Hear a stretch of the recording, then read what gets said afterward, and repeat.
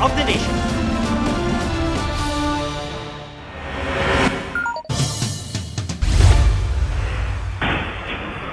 Dumiretso sa Center Island ang truck na yan sa Banga, South Cotabato.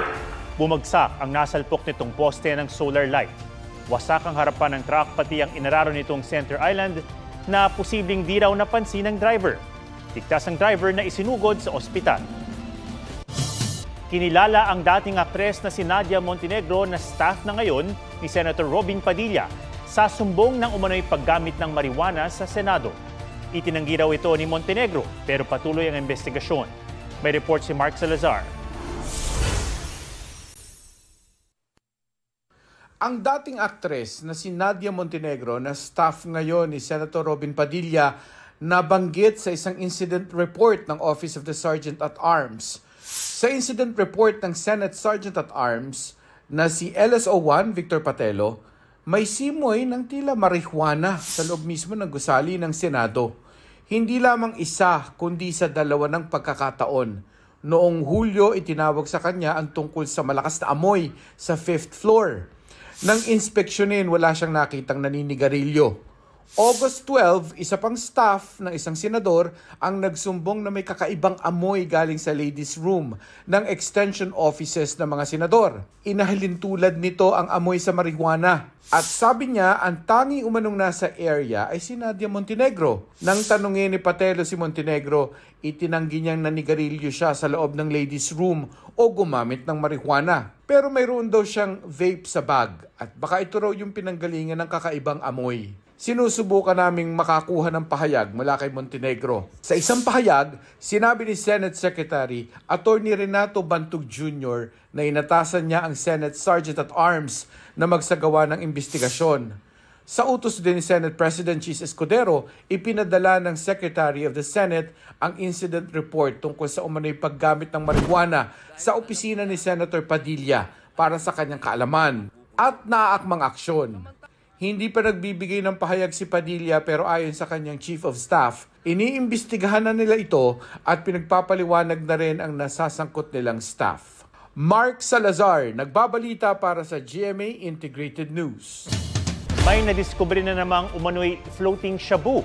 Natagpuan sa baybayin ng Mariveles, Bataan ng mahigit 800 milyong pisong halaga ng droga na nakasilid sa pakete ng Chinese tea. Gaya ng mga nalambat noon sa Zambales, Pangasinan at Batanes. May report si Darlene Cai. Noong Mayo, natagpuan ng mga mangingisda ang 10 sako ng umano'y shabu sa Masinloc, Zambales. Aabot sa mahigit 1 bilyong piso ang palutang-lutang na droga sa dagat. Hunyo nang may masamsam din sa iba't ibang baybayin sa Pangasinan na kilo-kilo ng umano'y shabu. Nakasilid ang mga hinihinalang floating shabu sa pakete ng tsaa at durian. Sabi noon ng PIDEA, ito na ang pinakamalaking halaga ng droga na nakuha sa dagat ng Pilipinas. Naaabot sa 588 kilos, katumbas ng halos 4 na bilyong piso. Hulyo nang may makita ring isang pakete ng hinihinalang shabu sa Sabtang, Batanes. Ayon sa PIDEA Region 2, may label na dried durian at Chinese characters ito. Kanina lang, rumesponde ang mga pulis sa baybayin ng barangay Sisiman sa Mariveles, Bataan.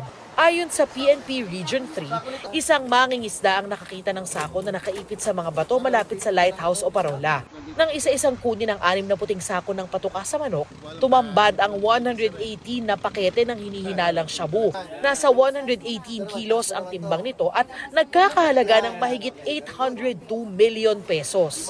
Gaya ng mga drogang nalambat noon sa Masinloc, Zambales at Pangasinan, nakasilid ang mga hinihinalang droga sa pakete ng Chinese tea. Naniniwala ako na may connection dahil based doon sa mga nahuli rin natin, na-recover din dati before, halos pareho yung packaging, pati yung mga Chinese label, halos pareho. Posibleng baka nilagay ito and may kukuhang iba or baka naman na-recover niya, natakot or iniwan na lang doon. Nasa kustodiya na ng Bataan Forensic Unit ang mga nakuhang pinaghihinalaang droga para eksaminin. Darlene Cai, nagbabalita para sa GMA Integrated News. Tutol ang ilang senador sa 2 araw na palugit na ibinigay ng Bangko Sentral ng Pilipinas sa mga e-wallet para tanggalin ang mga link nito at icon sa mga gambling app at website. Pagkumpirma ng Department of Information and Communication Technology, pwede naman itong magawa agad. Pero ayon sa BSP, nais silang bigyan ng oras sa mga customer para mag-withdraw ng kanilang pondo sa online gaming account. Sa gitna nito, ipinunto ni Senator Win Gatchalian na pwede pa ring malink ang e-wallet sa gaming website maski yung mga illegal. Gihit ng BSP, agarang solusyon ang pag-alis ng e-wallet link at icon sa apps habang inaayos ang regulasyon sa mga legal na online gambling platform. Sa magkahiwalay na pahayag, sinabi ng GCash at Maya na handa silang sumunod sa direktiba ng BSP oras na matanggap ang opisyal na kautusan nito. Halos kalahati sa mga inilista ng Pangulo na contractor ng flood control projects ang may poor o unsatisfactory rating batay sa isang pagsusuri. Sabi ng DPWH, istrikto ang kanilang bidding process na tinawag namang moro-moro ni Baguio City Mayor Benjamin Magalong. May report si Ian Cruz. Sa 15 contractors na pinangalanan ni Pangulong Bongbong Marcos itong Lunes, nakita ng GMA Integrated News Research na 6 ang binigyan ng poor o kaya unsatisfactory rating sa Contractors Performance Evaluation System o CPES base sa 9 na government projects na kanilang ginawa. Ginawa ang pagsusuri ng Construction Industry Authority of the Philippines para sa mga proyekto mula July 2015 hanggang June 2025. Alinsunod sa Government Procurement Policy Board, blacklisted sa paglahok sa alinmang proyekto ng gobyerno ang mga kontraktor na may poor o unsatisfactory rating. DPWH ang implementing agency ng mga flood control project. Yung bidding process is a very structured process. It's an open competitive bidding po. Scrutinized naman sa legal, technical, and financial status of every bidder. Pero sabi ni Baguio City Mayor Benji Magalong, kalimitan, moro-moro ang bidding. May mga paboritong construction company raw ang mga politiko. Iyong mga mabilis daw magbigay ng kickback. Ayon daw mismo sa mga nakausap niyang kontratista, sa 100% na project cost, 25% umano ang ibibigay sa Committee on Appropriations ng Kongreso, 5 to 10% para sa kongresista na kung tawagin ay parking fee o pass-through, 3% sa Bids and Awards Committee ng DPWH, at may 3% din ang mga lumahok sa moro-moro na bidding. Kung 12% ang kita ng construction company, 30% na lang umano ang matitira para sa mismong flood control project. Ang kwento nga dyan ng mga contractors, sabi niya, kung sino pa ang di pumipirma sa dokumento, siya pa ang may pinakamalaking porsyento. Sipin mo pag nagkakaso, di ba? Sinong kakasuhan? Yung mga nakapirma sa dokumento, sa kontrata, DPWH, at yung contractor. Pero yung pinakamalaking mga porsyento, ito yung mga politiko. Anong sabi? Paano sila masasabi? Handang mag-volunteer si Magalong para imbestigahan ang flood control projects. At tiyak daw babaha ng ebidensya. Pero para sa Malacanang, hindi na kailangan ng iba pang mamumuno sa investigasyon. May nailatag na raw na mekanismo ang Pangulo. Kung ano man po ang meron siya, kung ito po ay kumpleto, maaari niya po ito maisumiti agad-agad sa ating Pangulo. Kabilang sa listahan ng Pangulo, ang Centerways Construction and Development Incorporated.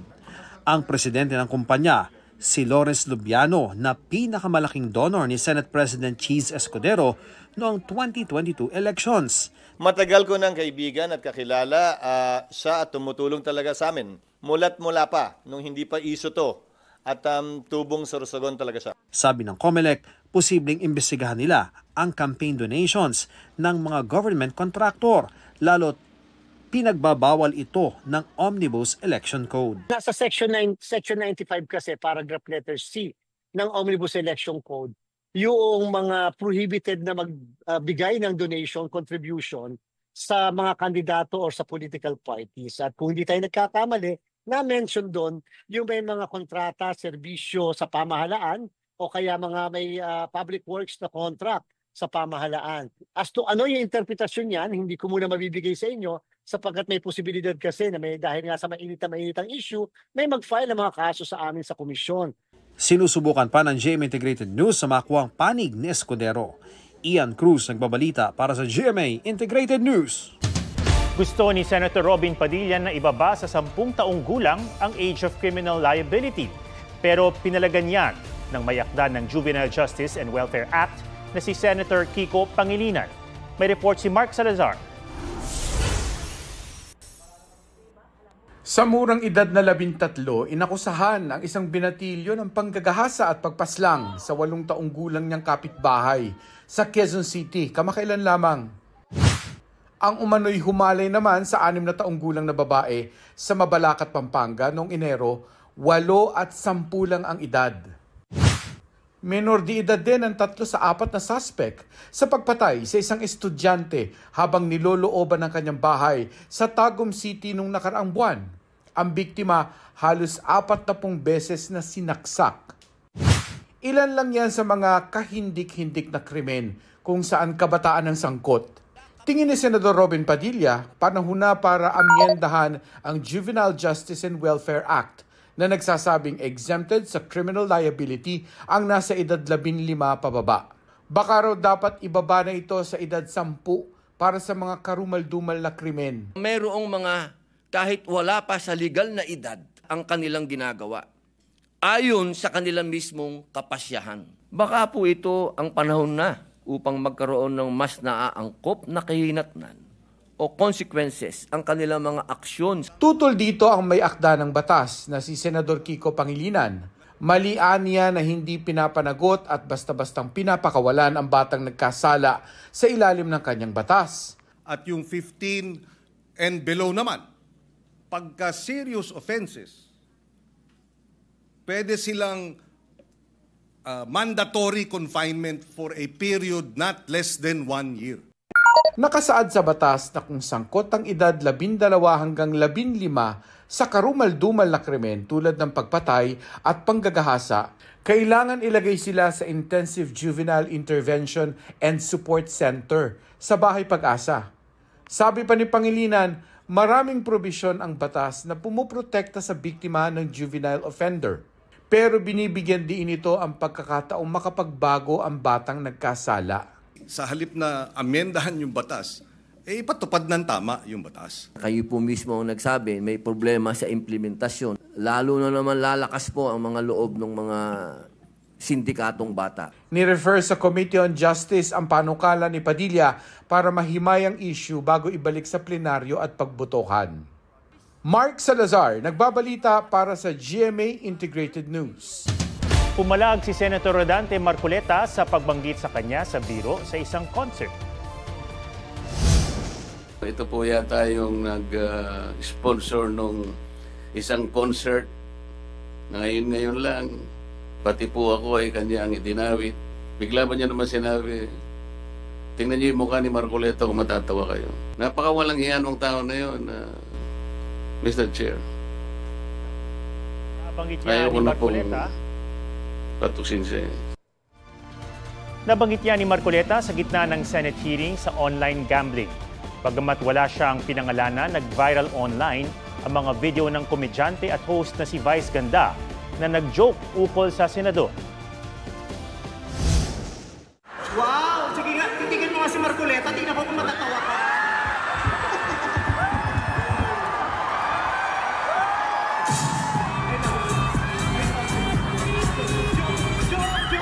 Joke lang. Ayun pala, nagsisorry na ako. I'm sorry. No? Bukod sa birong yan, may biro rin si Vice patungkol kay dating Pangulong Duterte. Doon, tinukoy niya ang jet ski holiday sa West Philippine Sea na may kasamang libreng trip sa The Hague ng ICC para sa mga DDS. Kinundi na ito ng Davao City Council. Kinukuha pa namin ang panig ni Vice Ganda. Bago ngayong gabi, 7 kabilang ang 4 na menor de edad ang nasugatan sa pag-araro ng SUV sa isang pribadong paaralan sa Caloocan. Sa investigasyon, naghihintayan ng apo ang 70 taong gulang na driver ng aksidente umano'ng natapakan ang silinyador. Maayos na ang lagay ng mga biktima. Posible namang maharap sa kasong reckless imprudence resulting in multiple physical injuries and damage to property ang driver.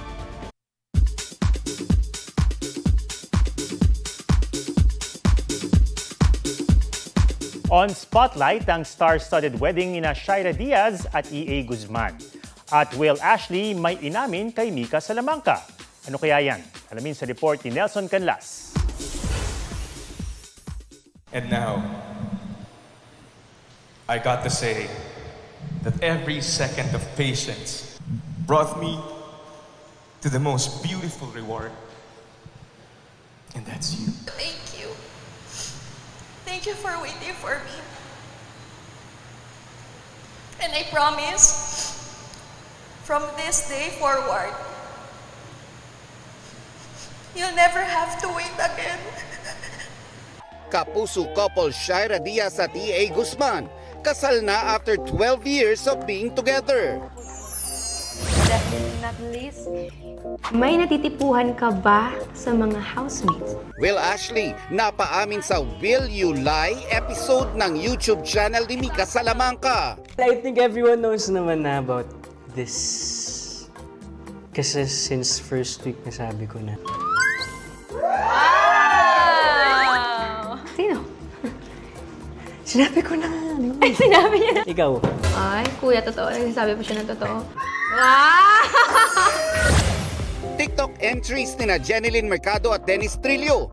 Good vibes ang hatid. Naabutan ko pa silang nagsushoot ng bagong entry sa set ng Sanggang Dikit for Real. Nagsisingit kami na talaga ng time para gumawa ng mga nakakatuwang mga content para sa mga namin followers. Para rin naman sumaya ang araw nila, di ba? Tsaka nakakatulong yun sa pagpapaalala na meron kaming palabas na ganito at kasama namin yung mga masasayang cast habang ginagawa namin yun. Seryoso naman ang dalawa pagdating sa taping. Mas lalo kaming ginaganan talaga pag nalalaman namin na maganda yung pagtangkilik ng mga kapuso namin. Kahit na mainit, mahirap, maraming action scenes, okay lang. Sulit lahat ng pagod. Nelson Canlas nagbabalita para sa GMA Integrated News. Yan po ang State of the Nation para sa mas malaking misyon at para sa mas malawak na paglilingkod sa bayan. Ako si Ato Maraulio mula sa GMA Integrated News, ang News Authority ng Pilipino. Huwag magpahuli sa mga balitang dapat niyong malaman. Mag-subscribe na sa GMA Integrated News sa YouTube.